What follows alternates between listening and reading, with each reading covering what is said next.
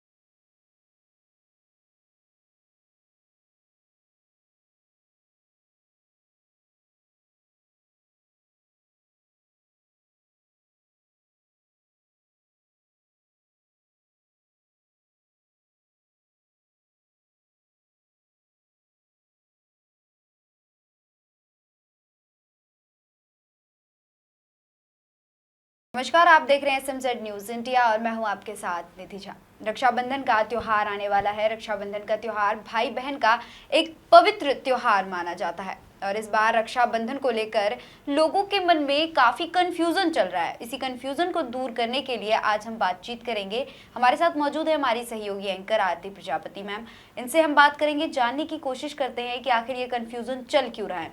नमस्कार मैम, स्वागत है आपका। हेलो।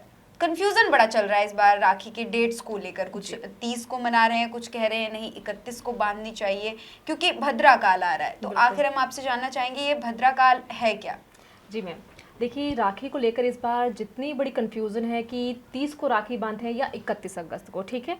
और जहाँ तक ये बात की जा रही है कि भद्रा काल की थी, बहुत सारा कंफ्यूजन है क्योंकि हिंदू शास्त्र में ऐसे काल्स का बहुत महत्व होता है, शुभ और अशुभ मुहूर्त भी देखे जाते हैं। तो भद्रा काल की हम बात कर रहे हैं, तो भद्रा काल जो है सूर्य देव और उनकी पत्नी जो छाया है उनकी संतान है और दूसरी तरफ वो शनिदेव की बहन है, ठीक है। अब किसी न किसी पौराणिक कथाओं में मानता है कि भद्रा को जो है शनिदेव की बहन जो है उन्हें ब्रह्मदेव की तरफ से श्राप मिला हुआ था कि अगर उनके समय में जब भी कोई मंगलिक कार्य करेंगे तो वो अशुभ माना जाएगा, ठीक है।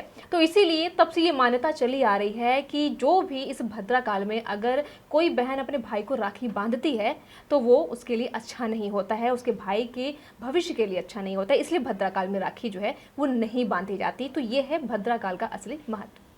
जी हाँ, तो अभी आपको पता लग गया होगा भद्रा काल कहा किसे जाता है। अगर हम मैम बात करेंगे शुभ मुहूर्त की, तो 30 में बांधे 31 में बांधे, लोगों के बीच में यही कंफ्यूजन है। तो आखिर शुभ मुहूर्त है क्या राखी बांधने का? जी, तो जैसे भी हम भद्रा काल के ऊपर चर्चा कर रहे थे ना, तो भद्रा काल का जैसे कि हमने कई शास्त्रों के मुताबिक जो माहिर हैं, हम खबरों में भी देखते हैं, तो अब तक यही डिस्कशन जो निष्कर्ष निकला है कि राखी किस मुहूर्त में बांधनी चाहिए। तो भद्रा काल का जो समय है वो 30 तारीख को सुबह 10 बजे लेके रात के 9 बजकर 1 के आसपास कुछ मिनट तक भद्रा काल है। और उसके बाद से जो है वो जो राखी में शुभ मुहूर्त माना जाता है कि पूर्णिमा का जो है समय हमें मिल जाएगा, तो 9 बजे से कुछ मिनट के बाद जो है लगभग उसके शुरू हो जाता है। तो हम यह 30 की रात को 9 बजे के बाद जो है राखी बांध सकते हैं। जिस तरह से आपने कहा कि 30 के 9 बजे भद्रा काल खत्म है, तो कुछ लोग जो है हमारे भारत में है ऐसे जिनके घर पे कहते हैं रात को राखी बांधना शुभ नहीं होता, रात को वो लोग राखियां नहीं बांधते, तो उनके लिए क्या कुछ है मैम? जैसे कि अभी मैंने बताया कि 9 बजे जो है वो भद्रा काल खत्म हो जाएगा, तो जो शुभ मुहूर्त चल रहा है वो रात के 9 बजे के बाद से लेकर 31 तारीख के सुबह यानी कि 7 बजकर 46 मिनट तक जो है वो पूरा शुभ मुहूर्त है। तो जो भी रात को राखी नहीं बांध सकते वो 31 की 8 बजने से पहले पहले शुभ मुहूर्त में राखी बांध सकते हैं। जी हाँ, तो अगर आपके घर भी रात को राखी नहीं बांधी जाती तो ये खबर आपके लिए है। ये मेन जो निष्कर्ष निकाल के मैडम ने आपको बताया है कि 31 अगस्त के सुबह आप 8 बजे से पहले पहले अपने भाइयों को राखी बांध सकते हैं। तो अब हम बात करेंगे मैम कि मार्केट में कई तरह की राखियाँ आई है, जी हाँ, अलग अलग डिजाइन के। जैसे मॉडर्न टाइम हो रहा है तो मॉडर्न टाइम के अकॉर्डिंग बहुत सारे अट्रैक्टिव चीज़ों की राखियाँ, अलग अलग डिजाइन और मटेरियल से बनी हुई राखी आ रही है। तो आखिर हम आपसे जानना चाहेंगे शुभ मुहूर्त में शुभ रंग के साथ कैसी राखियां हमें बांधनी चाहिए? बिल्कुल मैम, आपने बहुत सही चीज़ कही है कि आजकल फैशन जिस तरीके से लगातार बढ़ता जा रहा है, मॉडर्नाइजेशन हो रही है, तो राखियाँ भी है वो ढेरों डिज़ाइन की हैं। किसी में कार्टून बने हुए हैं, किसी में भगवान का चित्र है, किसी में बहुत सारी ऐसे डिफरेंट डिफरेंट राखियाँ आई हैं मार्केट में, लोग अट्रैक्ट भी होते हैं। लेकिन अगर हम सही मायने में बात करें कि शुभ मुहूर्त में किस चीज़ की राखी बांधनी चाहिए, तो वो ज़्यादा महत्वपूर्ण बात है ये, क्योंकि आप जैसे भी कि मैंने पहले भी बताया कि रावण की बहन शूर्पणखा ने भी भद्रकाल में राखी बांधी थी, तो उन्होंने काले धागे से बांधी थी, जिसका जो है फल जो है वो रावण को भुगतना पड़ा था। तो यहाँ मैं आपको बताना चाहूँगी, दर्शकों को भी ये बताना चाहूँगी कि काले धागे की जो राखी, जो लोग सोचते हैं कि काला धागा बांध देना चाहिए, तो वो नहीं बांधना चाहिए, क्योंकि राखी जो होती है वो शुभ धागा ही हो, जैसे कि लाल हो, पीली हो, और उसमें बेशक कोई ना कोई डिज़ाइन हो।